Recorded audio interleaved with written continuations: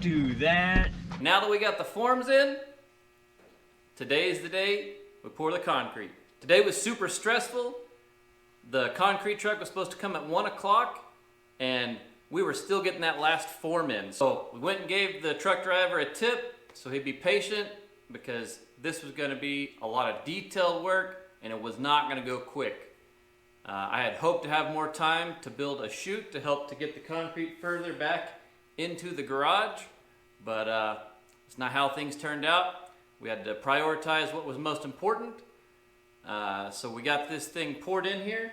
We wanted to make sure and take our time to be able to get this in here equally all the way around so that the concrete wouldn't push it to the left, to the right, to the front, to the back. We wanted to keep that 4-inch surround all the way around. But with him only being able to pour up at the front, that turned out to be pretty hard to do. And we did have one moment where the box pushed back on us a little bit. So the back wall may be just a slight bit thinner, but I'm okay with that because this front wall is gonna be the one that takes all the weight from vehicles driving on it.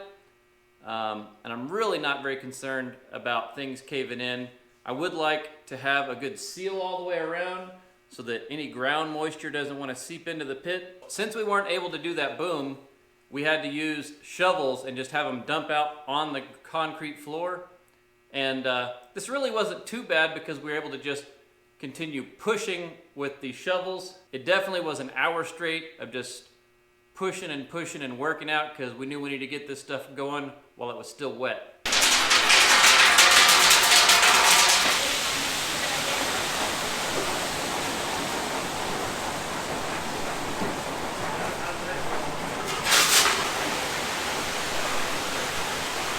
Can we get some on that side?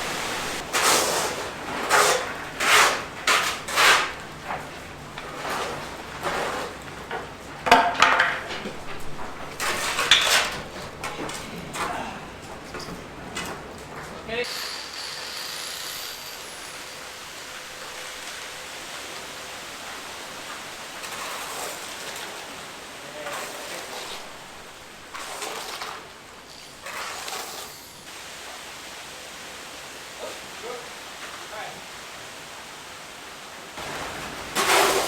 Put that on the concrete a little bit and let us get on that end.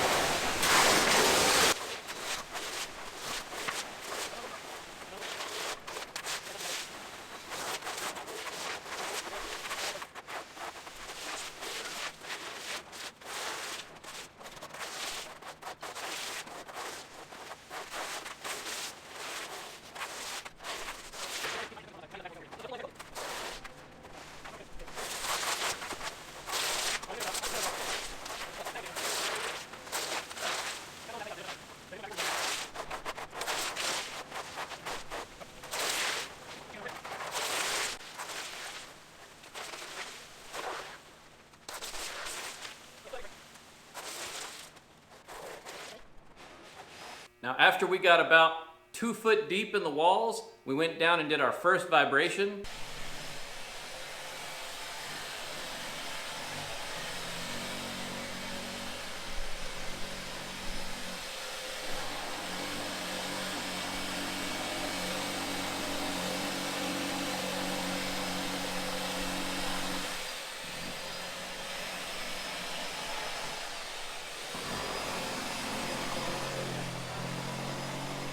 Then as we continue filling up, we did 2 more vibration cycles, and I'm not sure if this turned out good or not because the walls were so thick, we kind of had to hit some hollow spots to get the resonance from the Sawzall.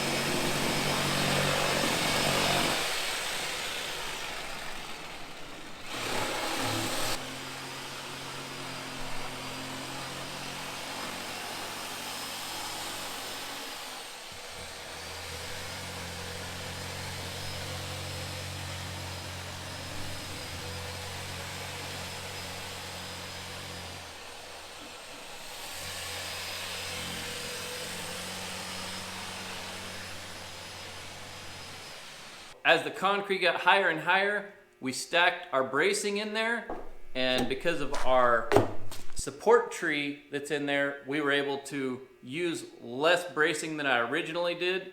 But everything turned out great as far as not seeing any bowing in the walls. This 1.1 thick OSB turned out to be awesome. There was no creaking, no fear of anything caving in. Definitely we had this thing supported right. And as you can see, this thing came out perfectly level. As we neared completion where we were getting it filled up to the top, we were really massaging that wet concrete to make sure to be able to get back up underneath the lip. We completed the top of this, then Rob focused on creating the curb for this. We wanted to have a curb on this with a bump so that as we're backing in our vehicles, we'd be able to kind of feel, if we weren't lined up right, we'd kind of feel that curb on our tires. I'll probably still go ahead and come back later and put a little bit of metal lip on this so that we won't have concrete breaking off, and that'll also increase the curb height slightly. All the time we took to prepare this thing with the height, it turned out just right. So we have about a 3/4 inch raise from the surrounding concrete, and I couldn't be happier with that. The plan was that I just have like maybe from here to the edge of the door, and like I said, about 4 inches deep. But as you can see, we had to do a lot of extra concrete that I was not expecting. And this is about 6 inches deep in some places. So I spent a lot of time on that. I'm gonna have to take my concrete cutter and kind of square this off. I was just trying to throw some old fence pieces together for some form boards. Like I said, I expected this to be about 4 to 5 foot long, not 15 to 20 feet long. So had a lot of this extra to have to work. I don't claim to be a concrete expert. I'm not a contractor. This isn't my daily job. I'm just a guy like you, and this is what it might look like with a novice trying to do professional's work. We also had maybe a little more concrete left over as well. Check this out. Ta-da! I don't like any of it. I don't like none of it. We ordered too much concrete or got delivered too much. I don't know. Who's to say? Lessons learned the hard way. With concrete being expensive, I was hoping to be able to use every bit of that I could, but I really needed to focus on this as a priority and that sidewalk. So we did have a lot of waste, and I'm going to end up having to chip up some concrete as a consequence of that, but we just didn't have enough manpower to get it done. Even though I felt like everything was a really nice consistency, the concrete was flowing nice, it wasn't chunky, and it wasn't too wet to make it weak. You know, there's still all that rock in there, so there's potentials for that rock to go and build up on the rebar as it's trying to flow underneath the form. So there may be little rock dams that could have created pockets and divots underneath. But hey, like this was gonna look like a too poor job anyway. I was trying to get to where we can only have to call a truck out once because they have 4-yard minimums on the pricing. If I have to re-pour the floor, so be it. I'm really focusing on wanting the walls to be pristine as possible. And all the excitement with the concrete pouring and everything, we did miss a conduit piece. Some things fell in there, no big deal. Not sure all of our hosing survived for our pull cords. These are all kind of experimental things to see how it turns out.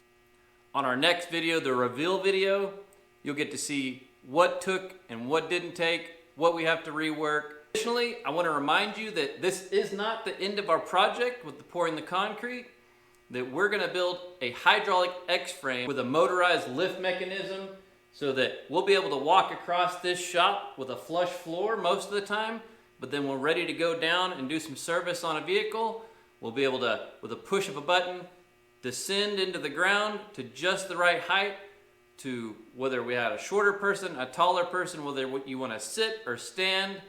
And I'm going to try to make this strong enough that the lift mechanism will be able to lift a half of a vehicle off the ground so that we can change tires, do brakes, and just have some different added conveniences. But we're gonna trick this thing out, so make sure you're subscribed to see the full project.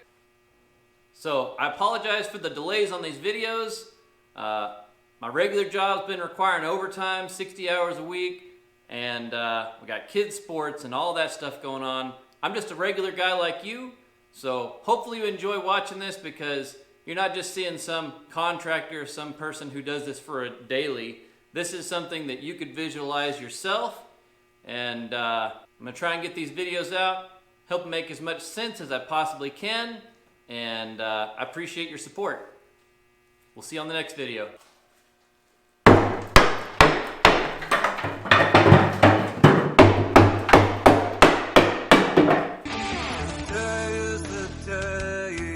I'm making a change, building